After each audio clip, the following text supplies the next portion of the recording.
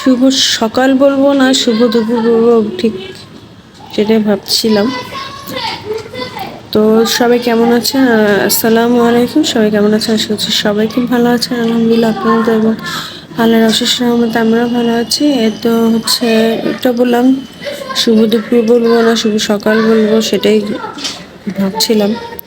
সকাল সকাল আজকে আর কোনো ভিডিও করিনি। সকালে উঠে ওকে খাবার বানিয়ে দিয়ে রান্না বান্না করে আমি একটু রেস্ট নিচ্ছিলাম। দেন হচ্ছে একটু চা নিয়ে বসলাম। এখন যাবো রান্না করতে, দুপুরে রান্না বান্না। তো বললাম আপনার সাথে একটু কথা বলি, আর চেষ্টা করবো আজকে দুপুরে কি কি রান্না করি না করি সবই আপনাদের সাথে শেয়ার করার জন্য। তো দেখি কতটুকু শেয়ার করতে পারি। সবসময় তো ভাবি শেয়ার করবো, দেন হচ্ছে করা হয় না। আসলে অনেক ব্যস্ততার মধ্যে থাকি, তখন আর মন চায় না যে কিছু ভিডিও অন করি। তো একটা কড়া করে চাপে নিয়ে নিয়েছি, এখন এটা আমি কাজে লেগে যাবে।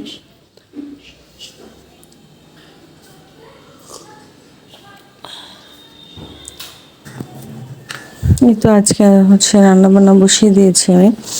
ডাল আমার অলরেডি হয়ে গিয়েছে, ধনেপাতা দিয়ে দিয়েছি, আর হচ্ছে ভাতও হয়ে গিয়েছে। তো আজকে ডাল রান্না করব। আর হচ্ছে দেশে থেকে পাশে যে আন্টিরা আছে, মানে এটা ওর আমার হাজব্যান্ডের ফ্রেন্ডের আম্মু এসেছে। তো ওনারাই দেশে থেকে হচ্ছে রুই মাছ নিয়ে এসেছিল। তো ওইটাই আমি এখন ভুনা করব পেঁয়াজ দিয়ে, আর হচ্ছে পেঁয়াজ কুলি দিয়ে।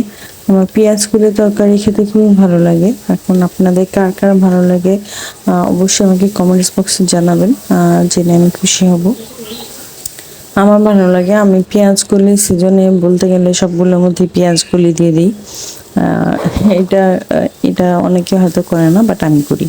তো যাই হোক, এখন হচ্ছে পেঁয়াজ দিয়ে আমি আদা রসুন বাটাটা দিলাম। ওটা হচ্ছে আমি আমার রিলেটিভ বাসা থেকে করে নিয়ে এসেছিলাম, কারণ এর মধ্যে হচ্ছে ওনাদের আমি একদিন দাওয়াত করে খাইয়েছিলাম।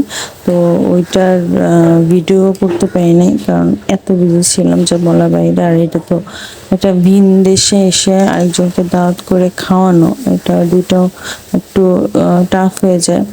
আর যাই হোক, এই বাসাটার মধ্যে সব হাঁড়ি পাতিল সেরকম ছিল দেখে, আর আমিও কিছু নিয়ে গিয়েছিলাম, তাই বিদায় হয়ে গিয়েছে। তো এটা যাই হোক, ওটা কথা বাদ। ওটা তো আপনাদের সাথে শেয়ার করতেই পারলাম না। তো এখন হচ্ছে তো পেঁয়াজ রসুন ভালো করে হওয়ার পরে আমি হচ্ছে পেঁয়াজ আর আদা রসুনটা, তারপর একটু টমেটো দিয়ে দিয়েছিলাম, আর হচ্ছে পেঁয়াজ করে দিয়ে যত মশলা, জিরা গুঁড়ো, তারপরে হচ্ছে হলুদের গুঁড়ো, মরিচের গুঁড়ো, লবণ, এগুলো দিয়ে একদম ভালো মতন কষিয়ে নেব। কষিয়ে যখন পানিটা ফুটে আসবে, দেন হচ্ছে আমি মাছটা দিয়ে দেবো। আমি আজকে একটু বেশি ভুনা ভুনা করবো না, একদম ঘন করবো না, আমি একটু পাতলা ঝোলের মতন রাখবো। তো এই তো এখন হচ্ছে একটু জিরা গুঁড়া দিয়ে দিচ্ছি, আর এরকম পাতলা ঝোলই রাখবো, কারণ ওই ভাইয়ারাও বলেছে একটু পাতলা পাতলা ঝোল খাবে। তো লাস্টে হচ্ছে আমি ধনেপাতা দিয়ে দিলাম। ধনেপাতা দিয়ে দেন হচ্ছে আমি আর একটু পরে বন্ধ করে দেবো। আমার রান্না কমপ্লিট। এখন হচ্ছে আমি ওই আন্টি বলেছিল আমাকে যে একটু পেঁয়াজ কলির ভাজি খাবে, তো বললো যে একটু আলু দিয়ে পেঁয়াজ কলির ভাজি করতে। তো আমি আজকে এটা একটু ভিন্ন রকম ভাবে করব। প্রথমে হচ্ছে জিরা ফোড়ন দিয়ে আর পেঁয়াজ পাতা দিয়ে, মানে হ্যাঁ পেঁয়াজ পাতা দিয়ে ভালো মতন আমি একদম আলুটা আগে ভেজে নেব। ভেজে দেন হচ্ছে আমি আবার পেঁয়াজ পাতা, তারপরে লবণ, হলুদ, মরিচের গুঁড়ো যাই যাই লাগে সব দিয়ে দেবো। আর যা আশা করছি আজকে ভিডিওটি আপনাদের ভালো লাগবে। যদি ভালো লাগে থাকে অবশ্যই লাইক কমেন্ট শেয়ার করে আমার পাশে থাকবেন, আমাকে সাপোর্ট করবেন। আর হচ্ছে এই আজকে আমি রান্নাবান্না কমপ্লিট করে খাওয়া দাওয়ার ভিডিও করব না, কারণ এখন আমরা দুইজন না, আর মানুষ হচ্ছে, আর সবাই ক্যামেরা সামনে আসতে চায় না। তো খাওয়া দাওয়ার ভিডিওটা আজকে আর দিব না। এরপরে হচ্ছে আমরা আজকে বাইরে চলে যাব। কোথায় যাব অবশ্যই তো আপনাদের সাথে শেয়ার করব। তার আশা করছি ভিডিওটি পুরোটা দেখবেন। তো এই তো আমার ভাজি কমপ্লিট হয়ে গিয়েছে। তো এখন হচ্ছে আমরা আজকে আমাদের সাইডে যে আন্টি থাকতো, যাদের আমরা দাওয়াত করে খাইয়েছিলাম, আমরা তারা এখন অন্য বাসায় চলে গিয়েছে। মানে এটাকে স্যানিটেরিয়াম বলে। এখানে যত বাংলাদেশ থেকে রোগী যায়, বাংলাদেশ বলেন বা অন্যান্য জায়গা থেকে রোগী যায়, তারা থাকে। আর বেশিরভাগই মুসলিম, এখানে সবাই মুসলিম, কোনো মানে আদার্স কোনো ধর্মের কেউ নেই।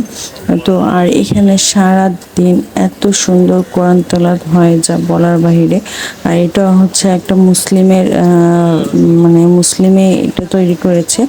তো সেখানে ওই বাইকটা আছে। আর আর মানে ওখানে যদি কোনো রোগী থাকে, আমার মনে হয় তার মন মাইন্ড এমনি ফ্রেশ হয়ে যাবে। আপনারা জাস্ট ভিউটা দেখেন। আর বাসাগুলো, রুমগুলো অনেক বড় বড়।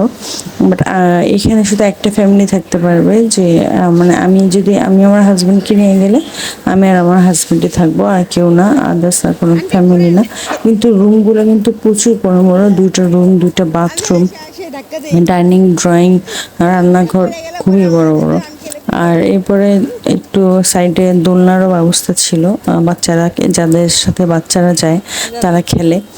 তো আমিও একটু সেই টাইমে বাচ্চা হয়ে গেছিলাম। আমার একটু দোলনা এগুলো দেখলে আমার খুবই ভালো লাগে, দোলনা দুলতে। তো ওই আন্টিটার সাথে একদম ফ্রেন্ডলি হয়ে গিয়েছিলাম। তো আমি আর আন্টি কথা বলছিলাম ওইখানে, ও আর আঙ্কেল কথা বলছিল।